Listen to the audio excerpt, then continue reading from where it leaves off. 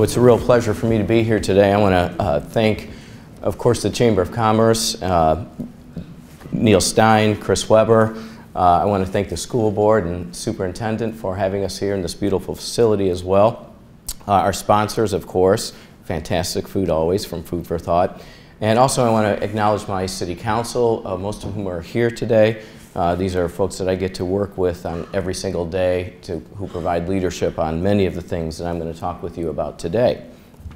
So let me start off by not making you sit here for an hour in anticipation. State of the city is strong. So now that you know that, don't leave just yet, because I have a few other thoughts to share with you. I want you to be thinking about today what we might do, what we might need to do in order to stay strong. So not just the next year, but the next 20 years and beyond that. So I want to start off with a little story first.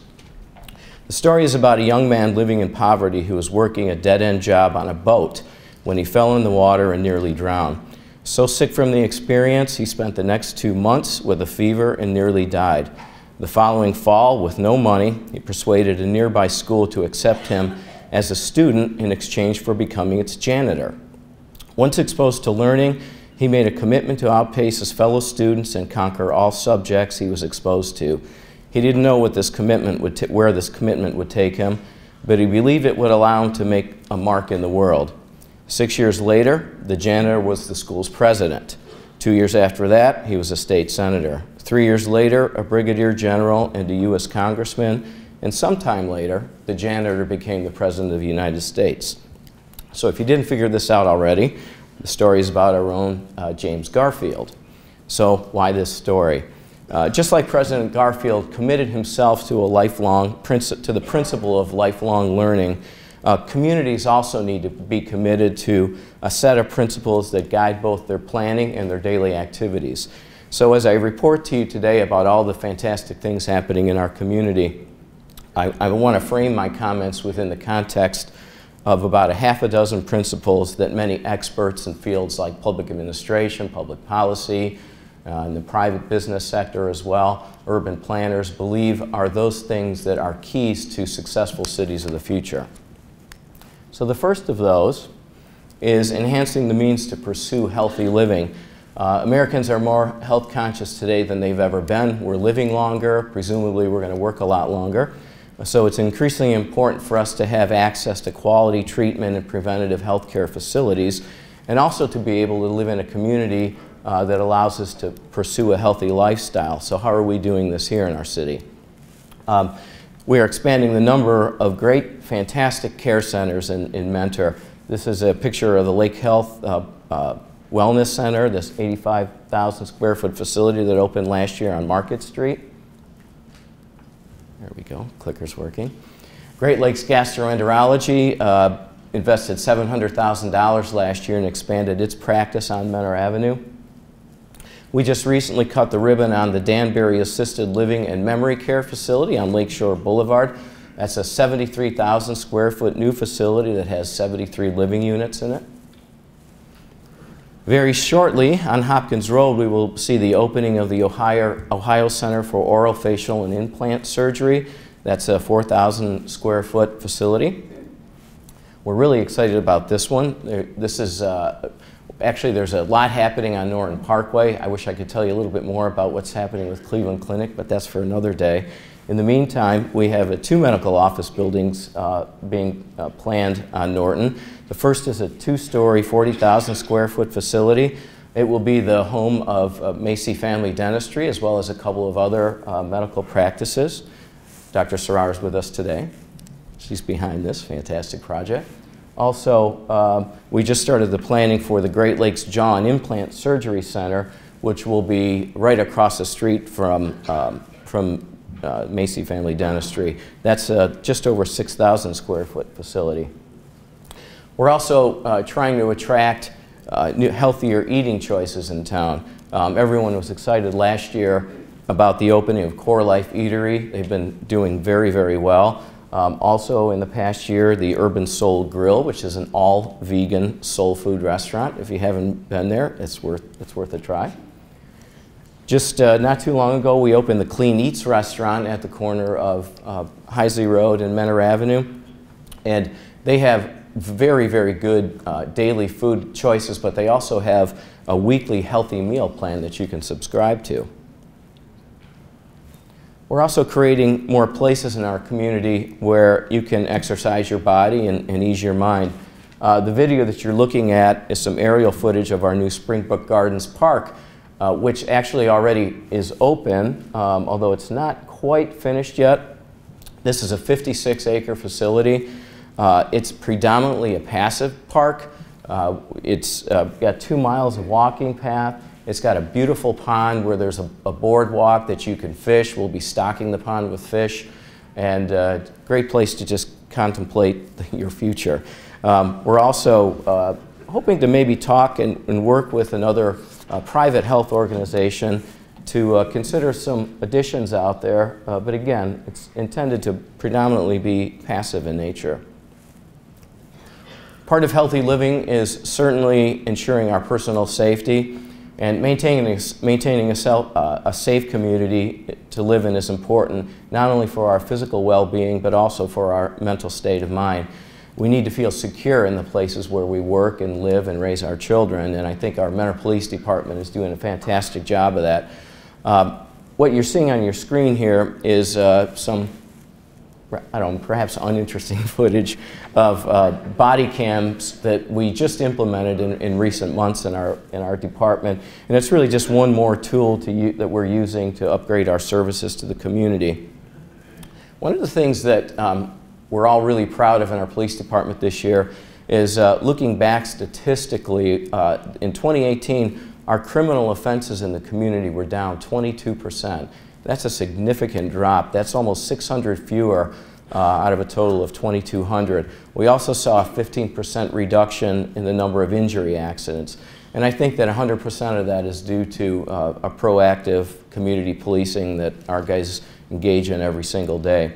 There are some highlights, though, that I want to point out to you that we're particularly proud of. Due to the quick action of 4 of our police officers in the summer of last year, we interrupted a break-in at the Silverado gun shop in progress. One of the perpetrators of that actually aimed his vehicle and tried to run over 2 of our officers who were forced to draw their weapons. And due to their quick response, we were able to get all 4 suspects in custody quickly. All 4 of them have pled out, and one of them has already been convicted of over a 20-year sentence. In 2018, one of our detectives, John Miller, was assigned to the U.S. Marshals Northern Ohio Violent Fugitive Task Force. This is a group that brings together some of the best investigators throughout the state. And they took part in the arrest of Sean Christie. If you don't know who that is, he was a fugitive for 3 months who was on the run for threatening the President of the United States.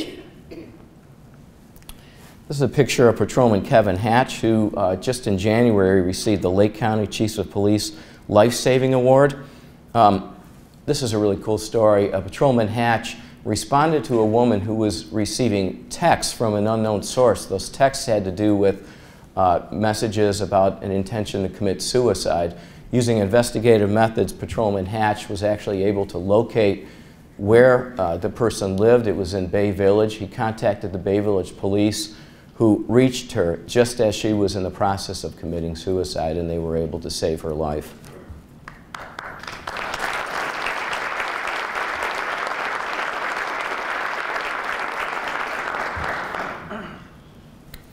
Officer James Collier was a 30-year veteran of our department, and he was recognized in his final year with the department, which was last year, as the Sworn Crime Prevention Practitioner of the Year by the Ohio Crime Prevention Association. So providing this kind of fantastic policing of our community and also our emergency fire and EMS services is really a team effort. And our dispatchers deserve a lot of credit as well. They received 123,000 calls last year and dispatched over 44,000 times. During 2018, we did a complete renovation and updating of our city dispatch center. We now have 7 fully functional stations, which all dispatch functions can be utilized from. We also updated our 25-year-old 911 telephone operating system to a system that it now provides for next generation 911 service, which means in the end, in the long run, that we'll be able to locate people a lot faster and with greater accuracy when they use mobile devices. As many of you probably know, Mentor has two K-9 units, Titan and Bo, and our K-9 units are trained for all police functions, so it's a very rigorous training. They're for street patrol, drug detection, tracking, searching, crime deterrence, and community policing. They were used 300 times last year and were directly responsible for 50 arrests. Titan and Bo are retiring this year, and they're fantastic handlers. Terry Wergler and Bill Mackey have decided to continue on and take on new dogs this year. So, you know, we really honor that commitment as well, because it takes a lot of time both on and off the job. We're going to celebrate Titan and Bo's retirement with a community party on May 25th. We're going to be having the K-9 Bark Out Retirement Party at the amphitheater, so look for that. And we're also going to use it as an opportunity to raise some funds, probably for the Humane Society. And I also want to give a shout out to our municipal court judge, John Trevitz, who not only provided most of the funding for Titan and Bo when they started, but he has agreed to predominantly fund through court funds our two new K-9 units. We also received a very generous donation from Mark's Grocery Store for the same purpose. So great community policing comes from great command staff leadership, and it's my honor and also a bit sorrowful over this to announce that our current police chief, Kevin Knight, will be retiring at the end of May. So after 37 years of distinguished service, the last 6 as chief of police. So I would ask you to give him a round of applause and maybe even a standing round.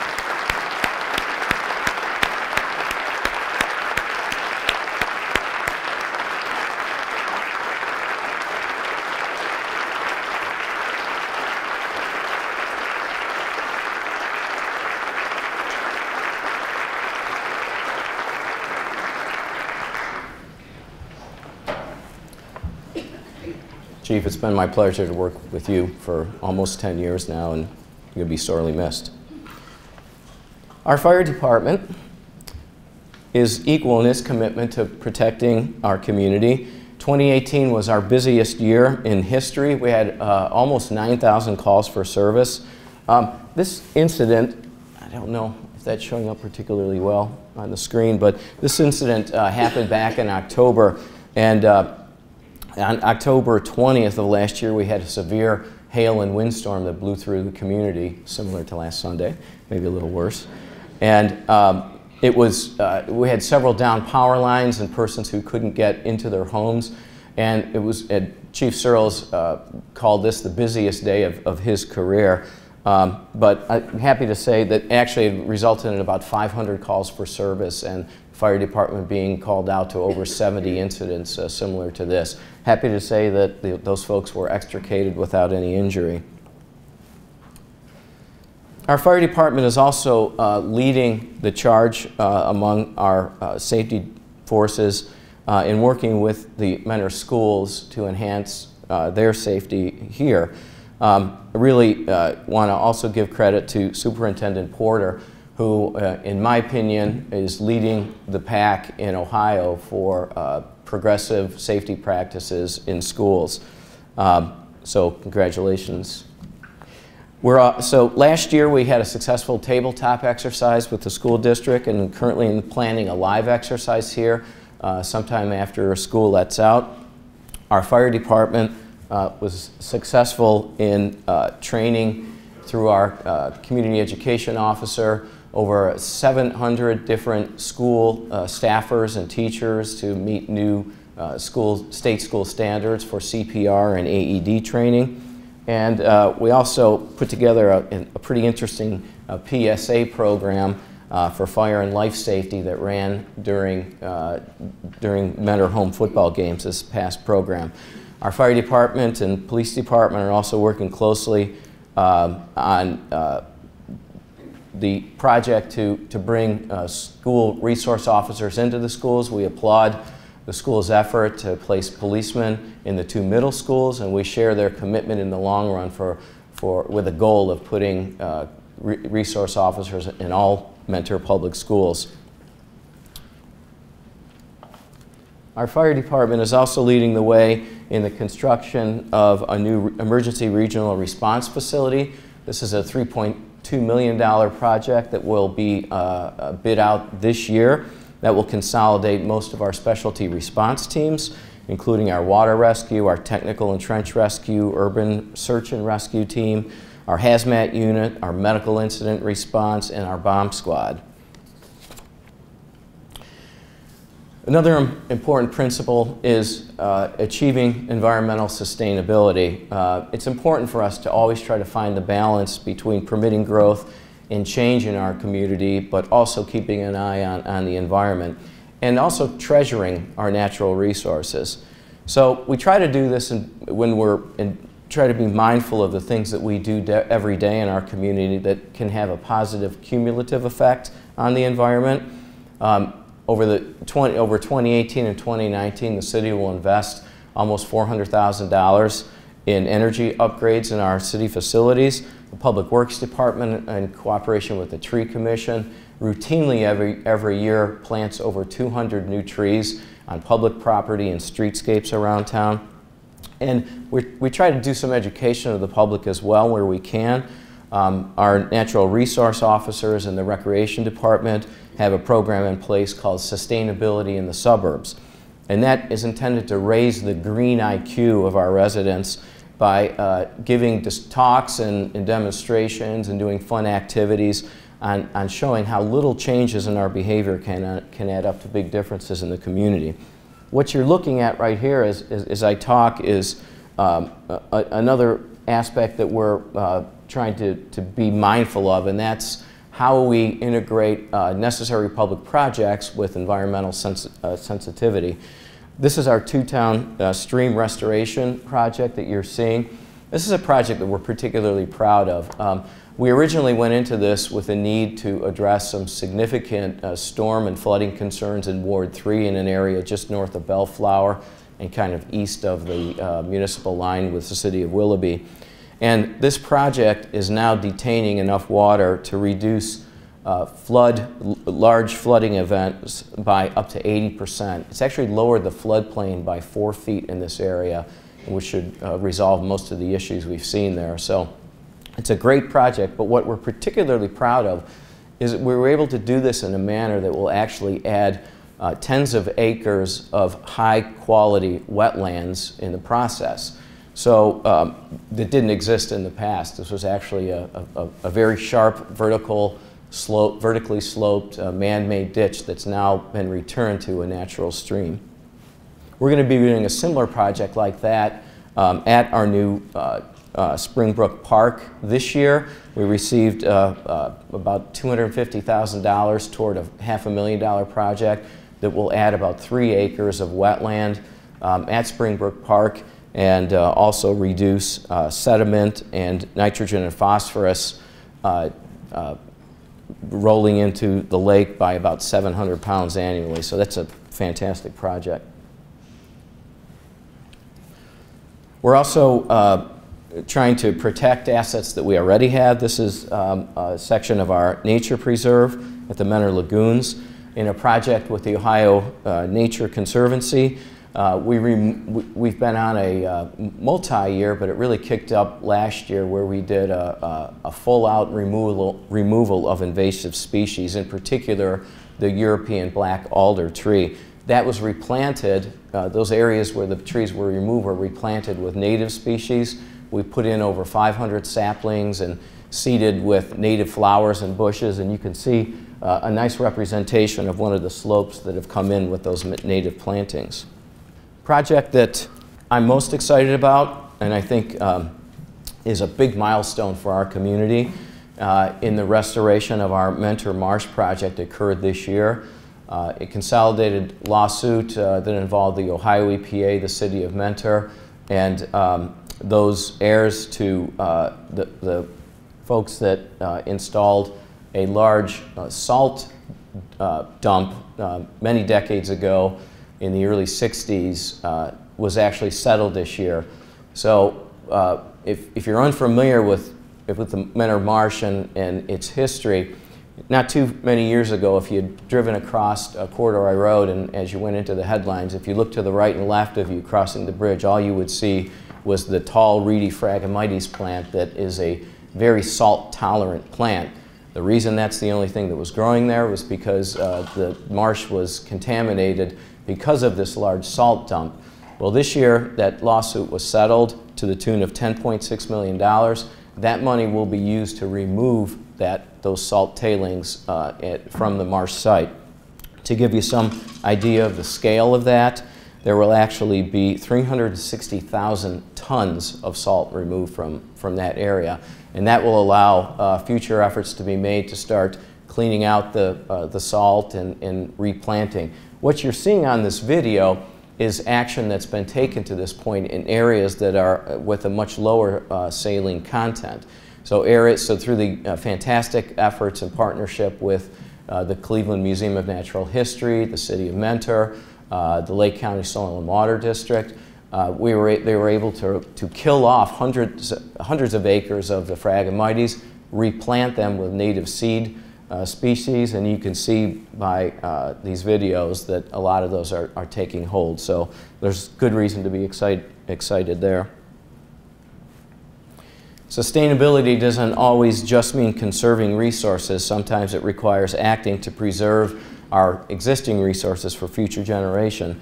So Lake Erie is our greatest asset for sure from an environmental standpoint, but it's not always our friend. This video that you're seeing now shows some good representation of our devastation that's happening along our shoreline.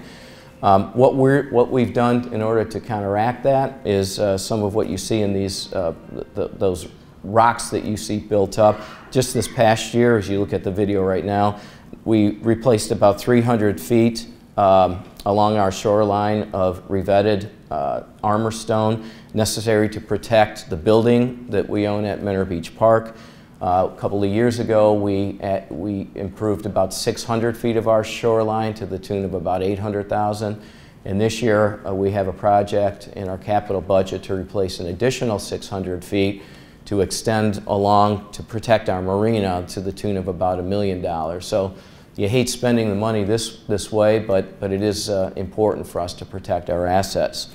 We also have a grant application into the state of Ohio right now to look at studying some ideas on how we would blend green and gray infrastructure. This green infrastructure being dead woody material like trees and that can be combined with rocks and cement structures in order to find a long-term solution for a much larger portion of our coastline. Maintaining a sustainable economy is another principle that we have committed ourselves to. I think everyone in this room certainly understands the link between a healthy business sector, the employment that it brings, and the health of the community. But it really isn't just about luck. It takes constant application and effort and reinvestment during good times, as well as some creativity. So we continue with our traditional infrastructure investment. We were really happy last year to actually finally see the opening of Plaza Boulevard. This was actually a really important project for us in a couple of ways. I talked to you about that day in October where we had so many problems. Plaza Boulevard was opened by then, and it was key for our fire and police to be able to respond because Route 306 actually was closed because of flooding underneath the railroad viaduct on that day. Some of the other investment we made in the past year, Hopkins Road was resurfaced from Route 20 to 84. That was a $400,000 project. We'll be doing the rest of that between Hendricks and Market Street this year.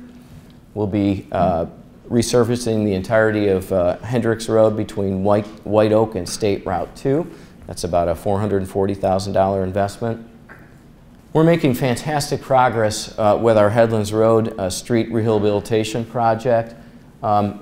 We have completed Marigold Street, which was about a $3 million investment.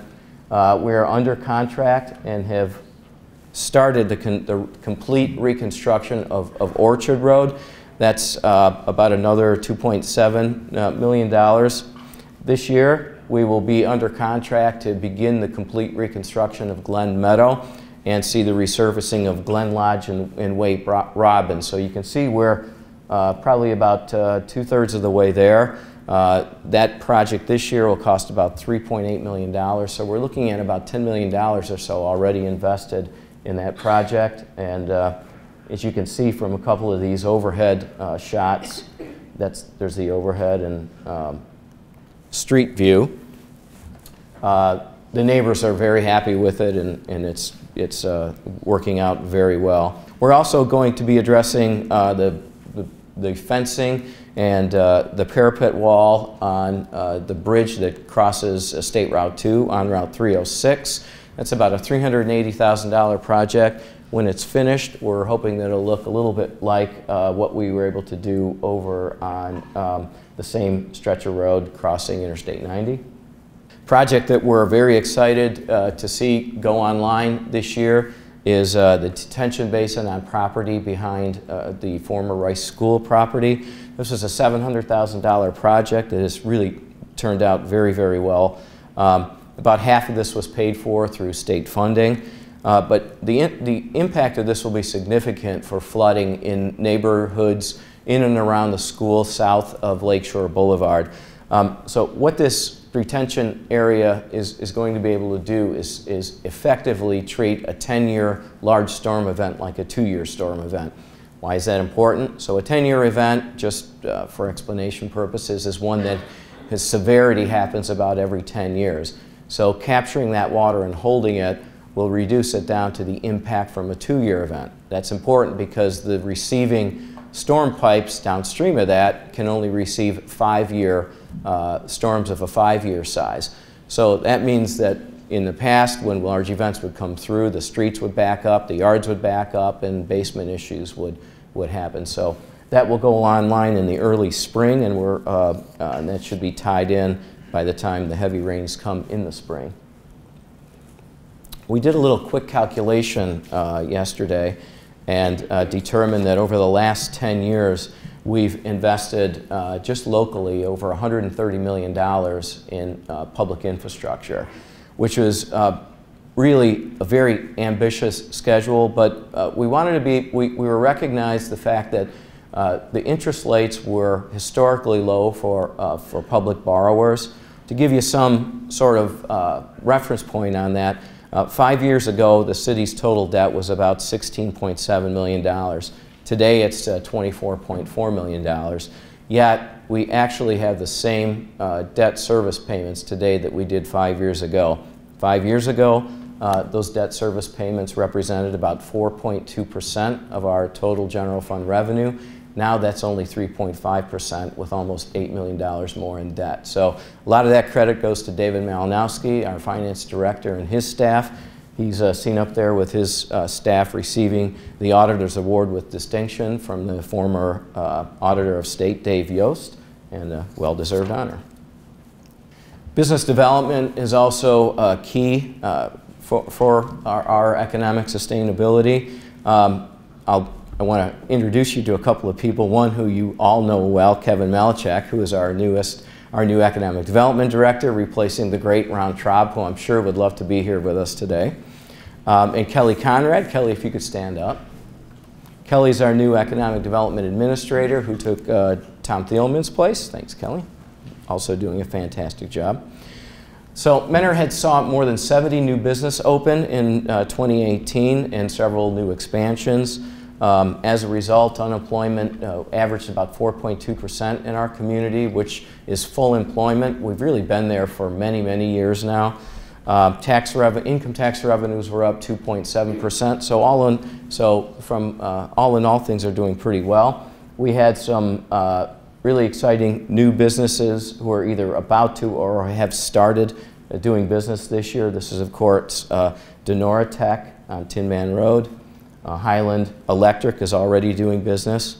The Steris Corporation down in the bottom left is nearly finished up with its 34,000 square foot addition, And above that is Mum Industries, who is investing $6.3 million in an expansion. Both of these projects have significant job creation potential to them. Orbis Corporation relocated all of its warehousing within this building to another location within the city, and will be investing $17 million over the next 5 years to create additional manufacturing space there. We also had a couple of smaller manufacturers this year, Accurate Metal Sawing, Quadrell Labeling Systems, who invested proportionally in expanding their opportunities and manufacturing capacity. We're very excited this year. We just started the planning process for a 50,000 square foot addition for Avery Dennison at their Heisley Road plant. That'll be moving forward this year, and again, some significant job growth associated with that. On the commercial and retail side, we had some noteworthy reoccupations this past year. Signature Health took on 23,000 square feet in what was the former Progressive Insurance space off of Justin Way. They expect to hire as many as 150 jobs as they move forward. Cleveland Furniture Company just recently opened on Menor Avenue. If you haven't been there, you should go there for all your furniture needs. Very cool group of people running it. Really a neat selection of different styles, and I think they're going to do very well. This was mentioned earlier, but in the Doghouse on Tyler Boulevard, this is a doggy daycare and spa services to pamper your pet. Burger Eam on Mentor Avenue is a gourmet mini burger restaurant. And keeping with some of our past tradition, this is one of the first franchises in Ohio for the restaurant. Great Lakes Mall has got in on the action as well. Vietnamese Phan Grill opened at the food court there this past year. And we've had some significant retail new construction as well over the last year. Outback Steakhouse built its new restaurant off of Plaza Boulevard. Fastenal construction is complete on Tyler Boulevard. The new Wendy's on City Market campus is now doing business. I've been asked to give you some updates, so I will. Hobby Lobby, this has been a difficult project to get moving because of some troubling site issues there that have now they've now gotten passed. So the final site plan was just approved here recently. They're going to be getting under construction. This is what the building will look like, and it should be completed sometime in 2019.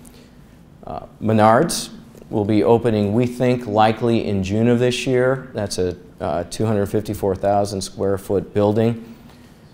Myers looks like it will be opening its 160,000 square foot store likely in May, and the Giant Eagle at the City Market Plaza will also probably look like an April start. Some people have asked what this wrapped up building is at the corner at the corner of 306 and Tyler. It's not a big secret, but it will be a Starbucks. And okay, so this is the part of the program that a lot of people are always interested in. What's new this year? We'll have Mission Barbecue will be moving into the former Bravo space on Route 306. Actually, that space will be renovated and will be cut up into two areas, and they are currently working on a second tenant that we hope will be in place before the year's out. Great Escape will be coming to Mentor in the former Gordman space. This is a large retailer of home leisure products, pools, hot tubs, foosball, pool tables, things like that. So if you need a place to fit out your man cave or she shack, this is it. Slyman's Restaurant is coming to Mentor. They will be moving in on the north. See? They'll be moving in on the north side right next to Title Boxing. And then finally, we'll see new construction at the Great Lakes Mall. Brew Kettle will be coming to Mentor. This will be a new space that will be carved out right around the Round 1 location. They are offer a whole variety of great foods as well as a specialty brewery. So we're excited about that. A few other things that we're working on in our economic development department. We're working with some developers right now on a new industrial park off of Mercantile Street. We're actually hoping to give that a life science spin to be able to market it that way. We're also doing a lot more job recruiting and job training in-house. We're working directly with a number of our current manufacturers who are having trouble filling their opportunities. And I'm really excited about the year ahead for our international trade initiative. We took a big step forward this past year. We entered into agreement with a group called Medilink Midlands, and we signed a memorandum of understanding that commits both sides to collaborating on trade and investment between our two regions. And the Midlands region is an area that's very well suited for us. A lot of like-minded manufacturers and sectors that are compatible with our own here in Northeast Ohio. We'll also be referring life science and medical technology companies to one another and supporting our reciprocal trade missions. We had a trade mission, inbound trade mission this past October where the city had a 3-day conference where we brought several UK companies into the community. For 3 days they learned about what it's like to do business in Mentor in the Northeast Ohio region. They left very excited, and we think that there's great things ahead with this relationship. We're also in the process of assembling a group of Mentor manufacturers to accompany city representatives at the MedTech Innovations Trade Show in Birmingham, England this May. We will be received by Medilink Midlands there, and we'll have a chance to interact with hundreds of private companies in the medical technologies field, and that's part of a larger mission that will include a visit to Germany as well. This past year we also received a delegation from Murcia, Spain, who is very interested in doing business in our city and in the region. They will probably make a return trip this year, and we're working closely with the German American Chamber of Commerce on bringing an inbound trade mission here in 2019 that will probably likely focus on medical device technologies. One of the other things that we need to continue committing ourselves to is staying a caring community. Again, let's face it, Washington is a bit of a mess these days, and there are serious doubts as to whether serious problems can be solved cooperatively there. So it places even more emphasis and importance on what we can work on and accomplish together as a community, because togetherness matters. It's actually a very powerful community asset, and I feel that every day here in our city of Mentor. But it also requires caring citizens, because when we truly care about the people that we live and work next to and in the community that we live in, it really can offset some of that dysfunction elsewhere. And there are so many outstanding examples of caring in our community. One of the darkest days in our city's history was last June 24th when we lost one of our patrolmen, Matt Mazzani, in the performance of his duties. And while that was a devastating loss to us, the one positive that came out of that was the incredible reaction that was shown by this community. This community just wrapped its arms around our department, our whole city, and really shared in that mourning. Everything from the makeshift memorials that were attended around the clock in front of our police station to the candlelight vigil that was held within a couple of days of his death out at by our amphitheater. And there was probably over 1,000 people there that day, and in my opinion it was the best use we've had for that facility since we've had it. Our safety forces repay that support in the community in kind. This is a picture of some of our officers supporting our Fill a Cruiser program. This past year some of our police officers were able to accept donations that filled up 3 of our very large police cruisers and raised over $2,200 in that drive. That money, along with other funds that are collected in different drives by our police unions, went toward our Cops and Kids program, who last year saw 70 families and their kids receive Christmas presents and food during the holiday season. Our fire department is no less active. This is a picture of that, some of our firemen donating money from their Rescue the Needy food drive program. They raised nearly $6,000 last year in donations for those in need in the community. This will be their 25th year for that program in December. We put a new rescue squad and a $500,000 engine into service in the fire department this year, but the real buzz was about a backup fire engine that we had that is now called Comfort 54. And this is an engine that was wrapped in the color lavender, which is the universal color to support all forms of cancer. And it was amazing to see the emotional response from our community as this was parked at different events during the course of the year. We actually, people who were impacted in some way, by those who they've, a loved one they've lost, or someone that's battling with cancer, or someone that's winning the fight, were able to write messages on the truck to share with the rest of the community. Actually, to give you some idea of how well this received, it was forwarded over 600 times, it was shared over 600 times on Facebook and all over the country and actually all over the world. We have a special thanks to Avery Dennison, Visual Graphics, and MC Sign, who donated all the materials and labor for that. And sometimes, this is a story that I like, sometimes these caring acts are really small kindnesses. One of our patrolmen, Rick Smith, answered a call earlier in the year from a gentleman, a veteran, who actually had his flag stolen. And he was upset about it, and he took the report. But later that day, Patrolman Smith returned with a flag that he purchased and went out in the pouring rain and stuck it on the gentleman's house because he didn't feel that a veteran should go a day without a flag flying. We also have so many caring institutions in our community that we need to cherish. The YMC Dream House was in Mentor last year at the Lakeshore Highlands subdivision. They raised $1.2 million in revenue. This was an all-time record for them. It was mentioned earlier, it's worth mentioning again. Our library system will have its 200th year anniversary this year. And what wasn't mentioned earlier is that we like the way that they're celebrating it. They're celebrating by hosting a different donation drive each month for the entire year, that proceeds which will go toward different Lake County nonprofit agencies.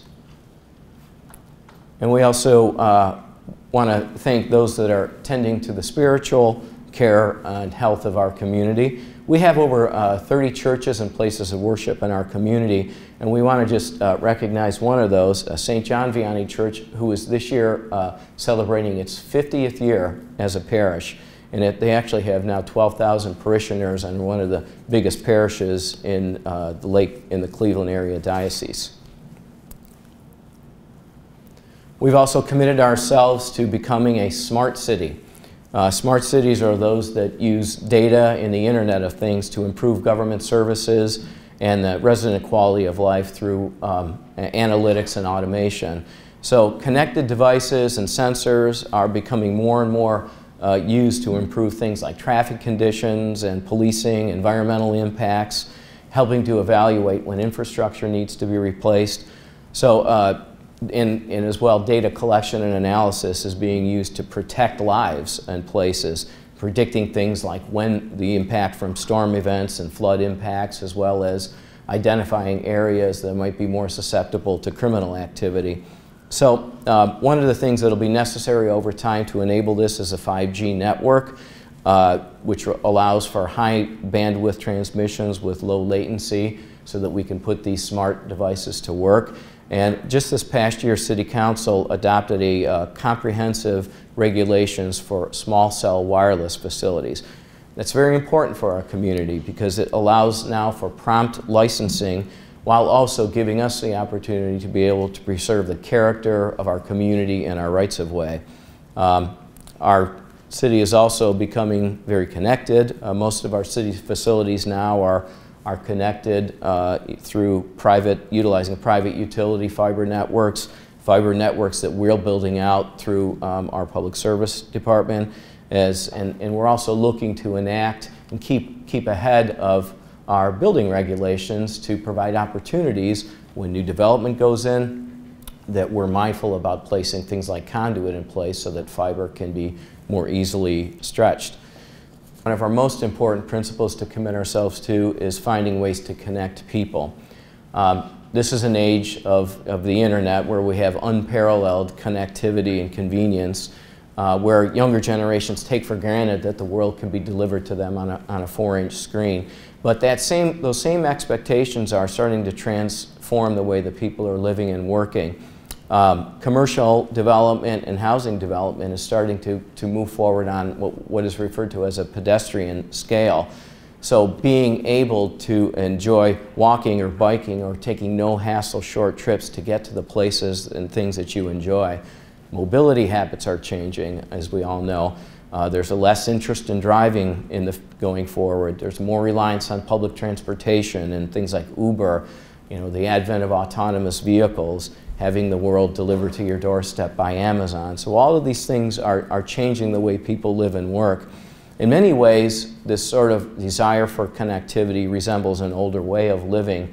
There's a reason why downtowns and front porches are still relevant. It's a way for people to connect to one another.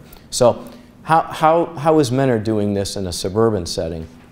Well, one of the things that we're trying to do is continue to work on meeting our changing housing demands. And you're going to see this flip through our 4 most recent subdivision projects, Creekside Farms, Mentor Heights, Woodlands of Mentor, and Ridgewood Greens. What's interesting about this, they represent just over 200 total lots in the city. What's interesting though is they're all RVG developments. That stands for Residential Village Green, which allows for a higher density type of subdivision. That's significant because this is what we're seeing more and more of a demand for.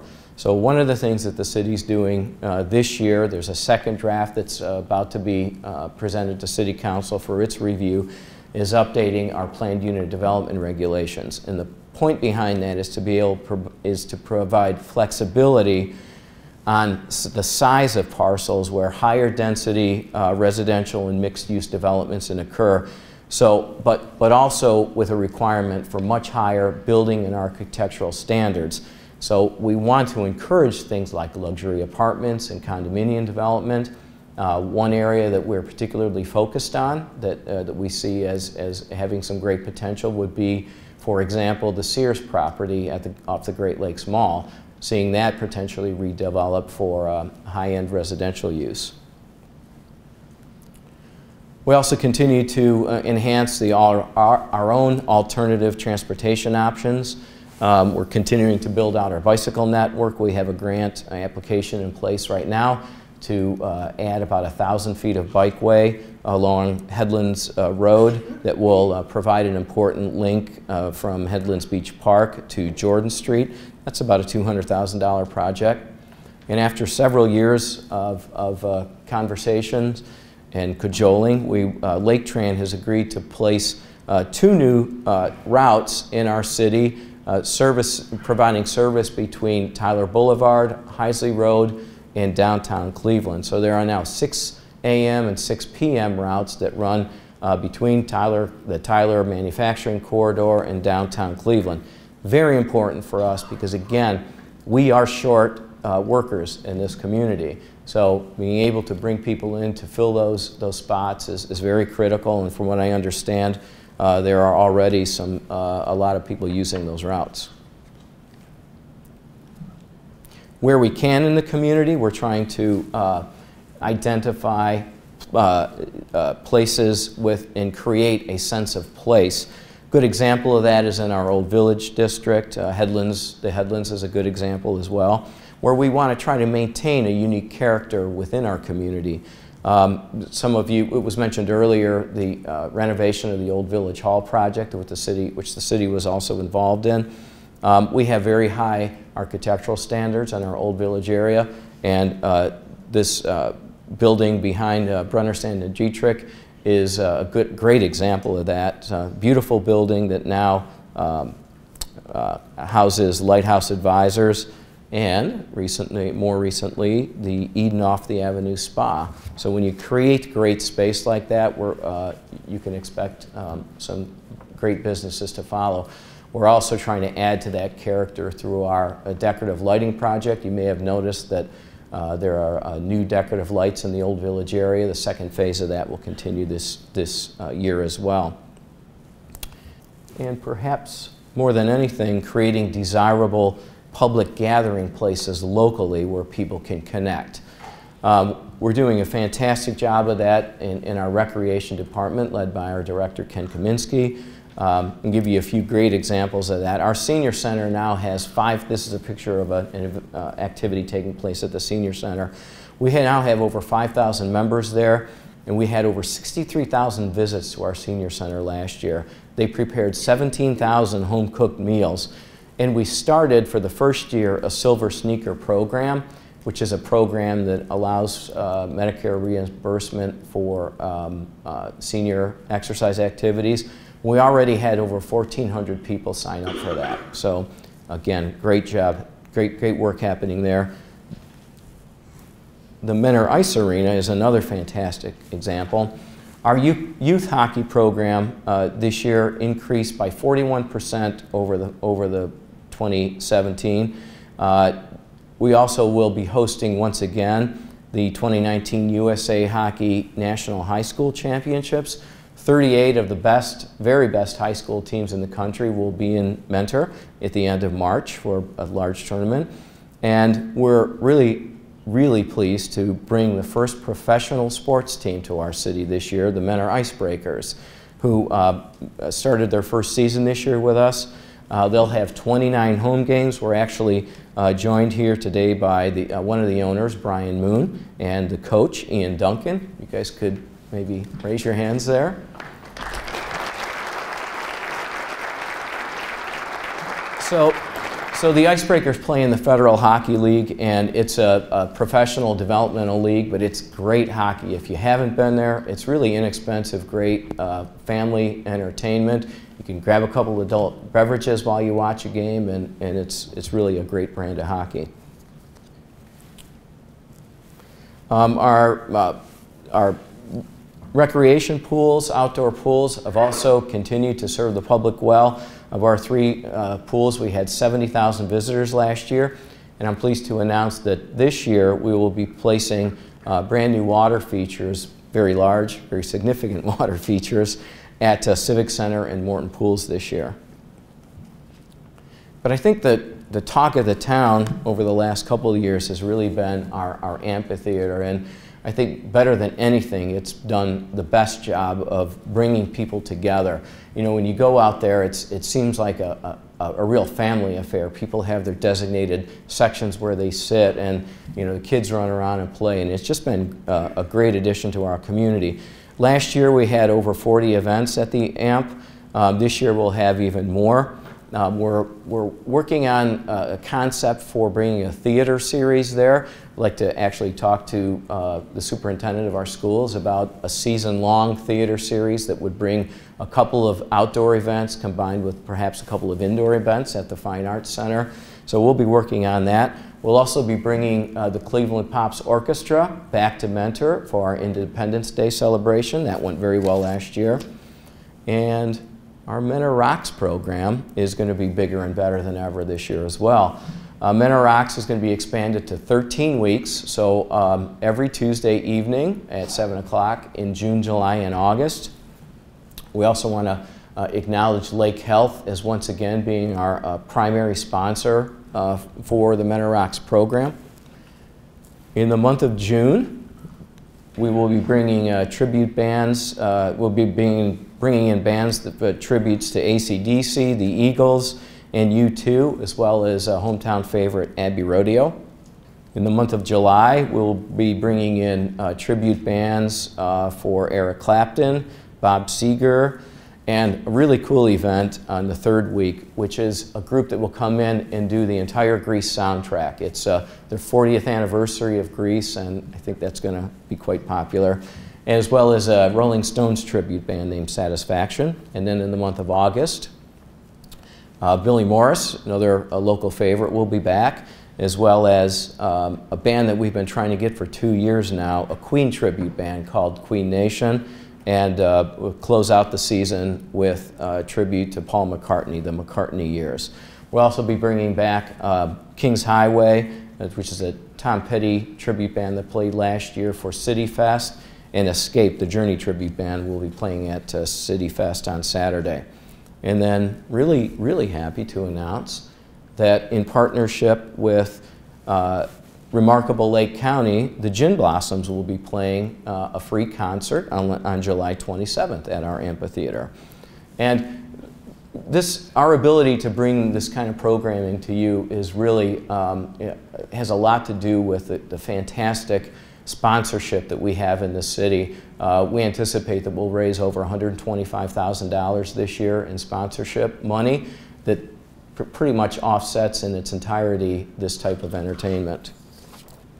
So in closing, we know that no one can predict the future with certainty, but if we continue to commit ourselves to offering pathways to healthy living, to achieving environmental and economic sustainability, to continuing to be a caring community, embracing technology in our delivery of public and private services, and finding more ways to connect people in an increasingly disconnected society, we'll certainly add to our strengths, and success cannot be too far behind. So I want to thank everyone for sticking out this long presentation, and if there are any questions, I'm happy to answer that.